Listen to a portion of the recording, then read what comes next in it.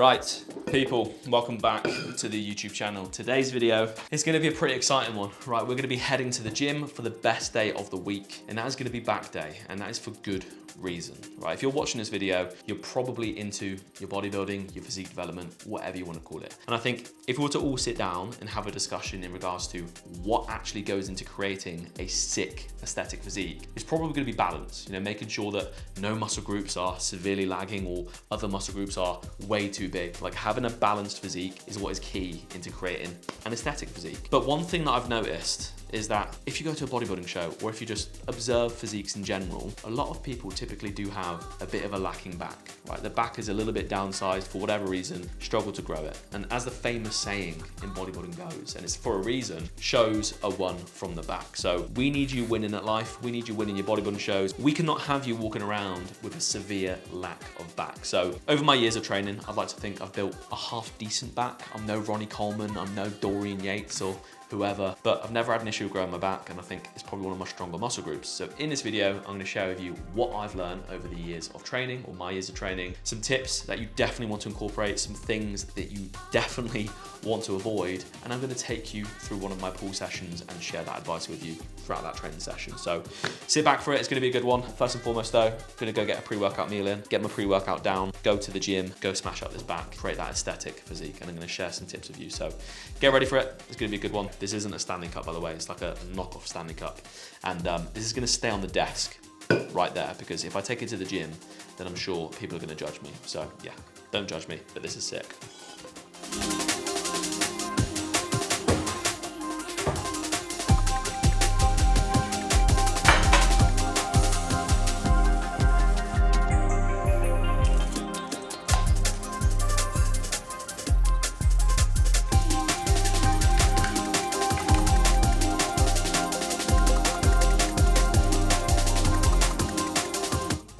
Going as well as what I thought it would be. I was just trying to do a little video where I just drink it like part of an edit, but it's not going very well. Pump formula, proven by HR Labs, discount code Stockton10, use it at the checkout.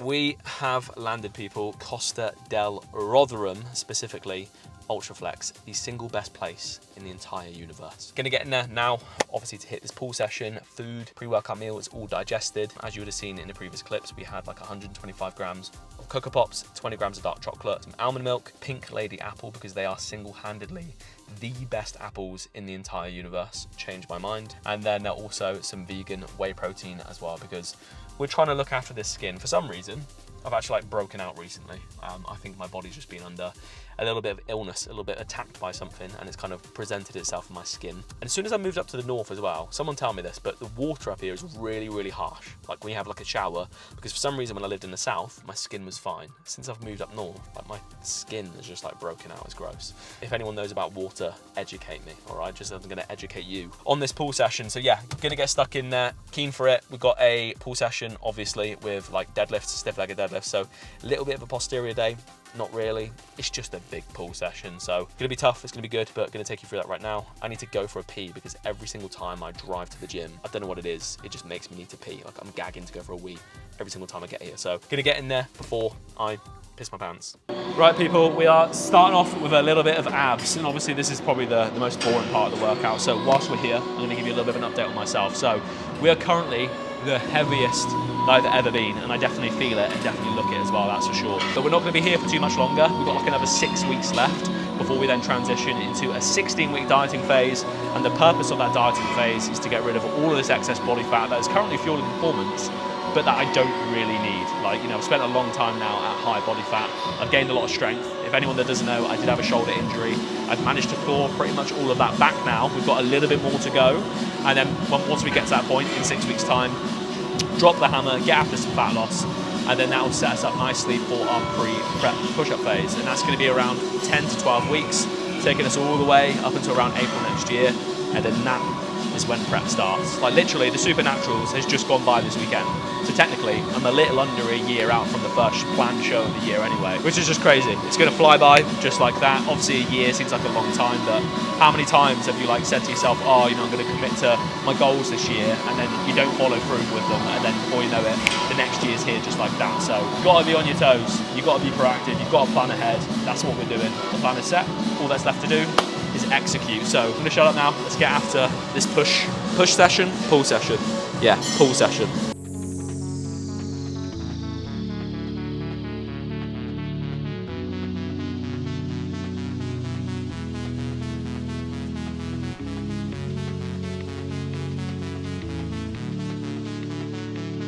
Quick one as well, today's intra-workout is this Lucozade ice kick. This is honestly my new addiction, right? Anyone that's kind of into the fitness space, bodybuilding, whatever, you'll know that white monster consumption is rife. And I used to be one of those guys that would nail white monsters every single day. Now I don't drink any caffeine at all because I'm a hippie. Now I'm joking, but this is like the only thing that remotely tastes similar or kind of hits the same spot in terms of flavour as a white monster for me. And it's got carbohydrates in it, so intra-workout is this bad boy right here, unreal.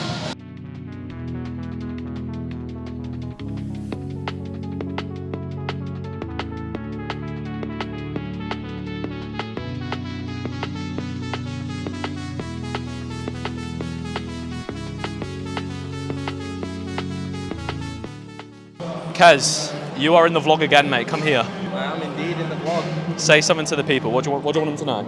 I love my friend Tom Stockton very much. That is what I want them to know. Is that it? Yeah. Oh, I love you too, bro. Thank you. Thank you very much, mate. I appreciate that. Should we go to the back room? With some loving.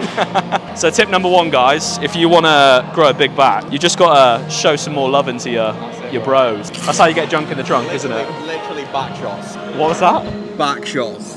You heard it from Kez.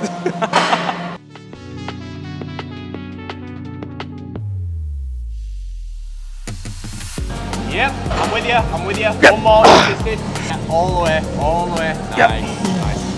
Woo.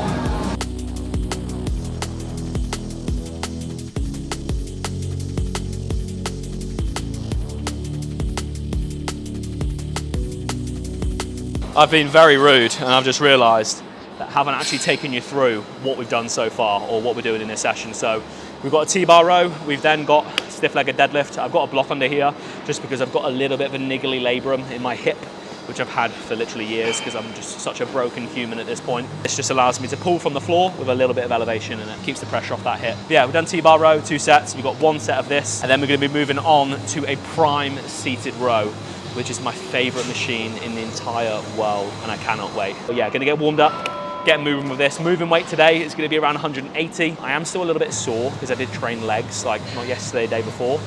And just from going heavy on them, lower back's a little bit sore. So we'll see how it goes. Excuses coming out already, but we should get a good set out. Oh yeah.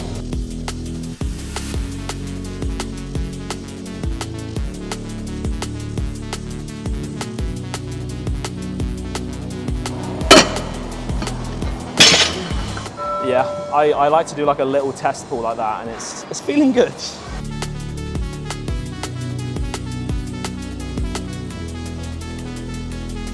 Right, working set going down, 180, nothing crazy, we're still building back up again. Yeah, gonna get the straps on for this one and I'm gonna talk about these in a little bit, give you a little bit of a tip with them.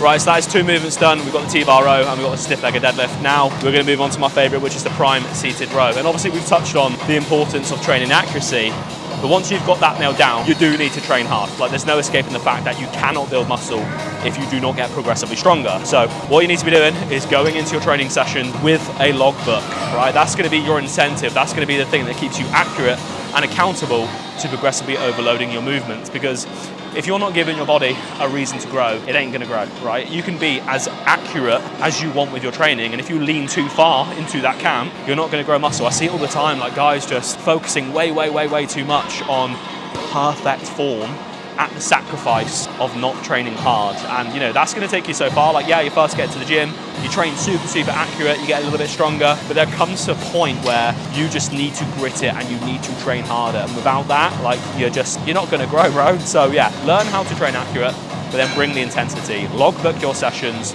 aggressively overload, train with intent, you know, go into your sessions switched on, wanting to give your muscle a reason to grow. Without that, you're gonna have a small back, bro. Right, so we've got 2 sets on this. 1 set of 6 to 9, 1 set of 10 to 14. Same with the T-bar row, 1 set of 6 to 9, 1 set of 10 to 14.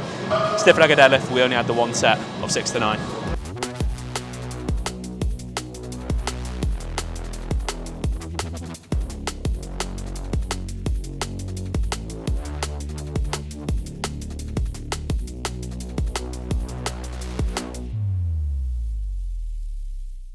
As you can see, hopefully, what I'm doing is I'm allowing my scapulars to come around the frame, right? Almost imagine like a little bit of a pole here. And what I'm trying to do at the bottom, wrap my scapulars around and forward, so allowing for a little bit of scapular protraction. And as I'm driving backwards, retracting the scapula, driving the elbow back, really squeezing the upper back musculature and leading with the elbows. So I'm trying to stay accurate throughout my entire set, remembering these cues. At the same time, I'm not ignoring the fact that I'm trying to train fucking hard, because I'm trying to grow and I'm out of breath because I'm fat.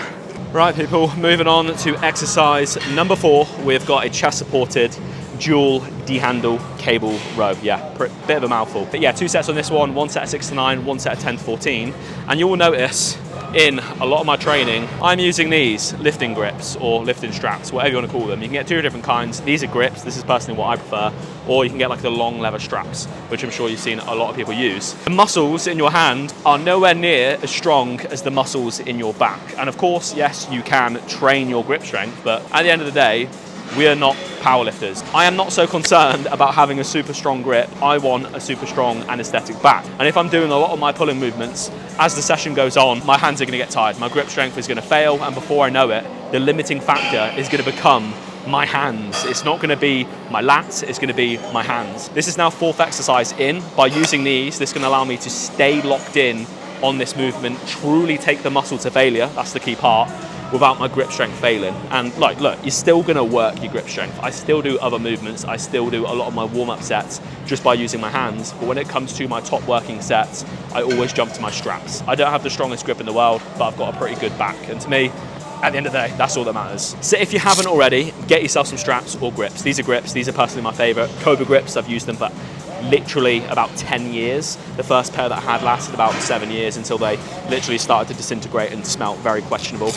Probably where many diseases started. Yeah, get yourself some grips or straps and honestly lock the hell in on your movements, take it to complete failure, and you will notice a large improvement in your development and strength.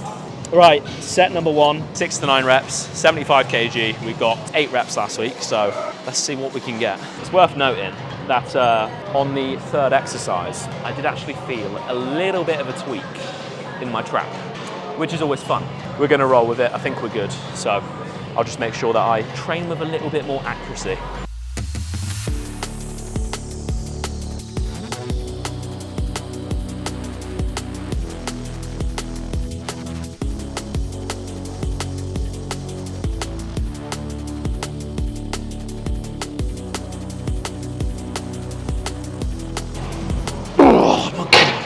Not bad.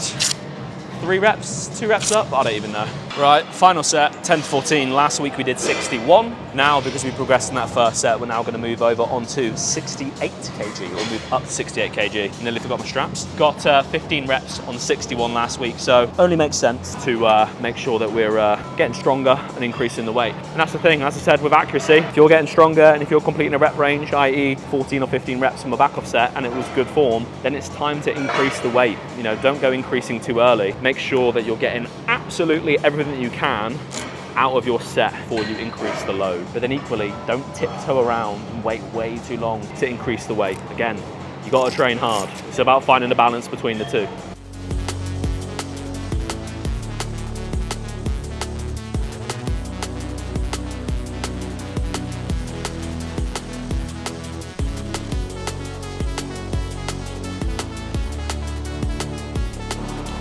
Fucking hell, man. See, my hands are on fire now. My forearms are absolutely roasted.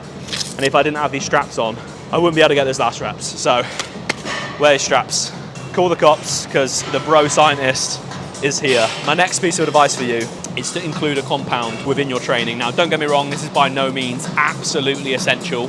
This is just my opinion, all right? Some people say you don't need deadlifts, you don't need bent over barbell rows in order to build a good back. In my opinion, if you want an amazing back, you probably should have them in. Just like the overall full body strength benefits that you get from it.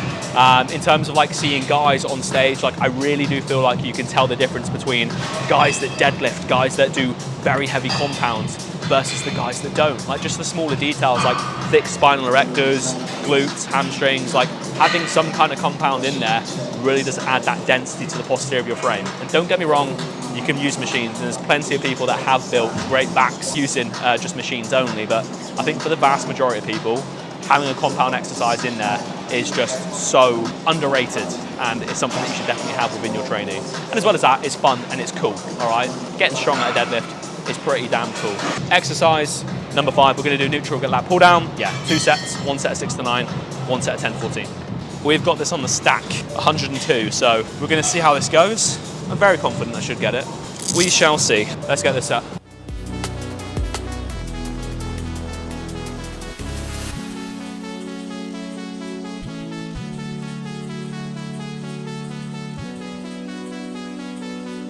Final 2 movements of the day. We've got a machine preacher curl, and then we've got a behind the back D-handle cable curl after this to finish off the biceps. 3 sets on each, 2 sets of 8 to 12, 1 set of 12 to 15. So nice and high volume on the biceps now. And then I'm gonna have a little bit of a chat with you at the end, going over the final point of this video, probably the most important one. But first, I'm gonna smash out these biceps. Oh no, Mr. Josh Croggan, I'm micro-loading.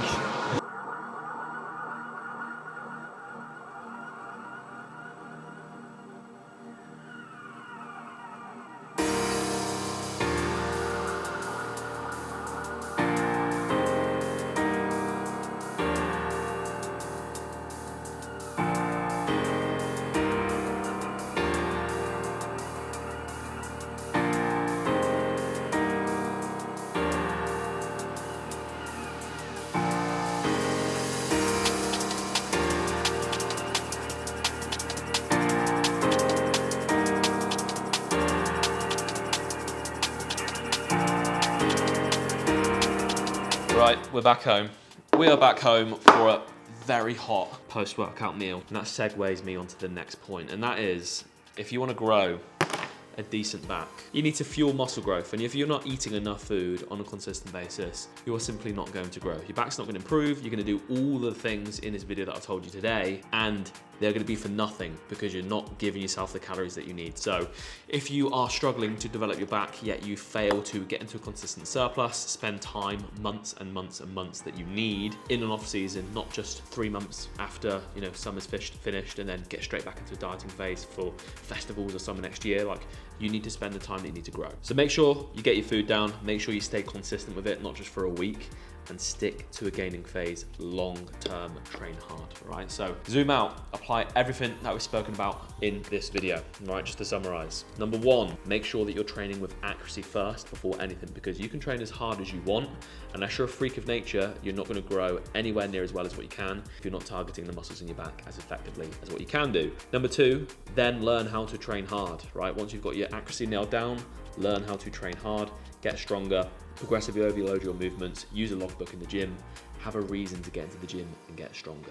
Third point, use straps. Now, once you've got stronger, obviously there comes a point where your grip is going to become your limiting factor. So use straps in the gym, so essential when it comes to your back training, because these muscles here are a lot stronger than these muscles here. So use your straps, and then make sure that obviously you've got a compound movement. Some people say you don't need them. In my personal opinion, my bro opinion, I think that you should have at least 1 compound exercise in per week. Some form of hip hinge, such as a deadlift, RDL, bent over barbell row, just something in there that's really gonna help you develop that posterior chain of yours. And then finally, get your food in. If you can stick to all of those 5 tips for a very long time and be very patient with them, you will build a very respectable V-tapered back. hopefully this video has been of value to you. If you enjoyed it, hit the like button. It genuinely helps out. I appreciate the love on the last video as well, my biggest video yet, which is sick. It's cool to see that you guys are liking the content, and then maybe even consider subscribing if you really did like it. But yeah, I'll catch you in the next video.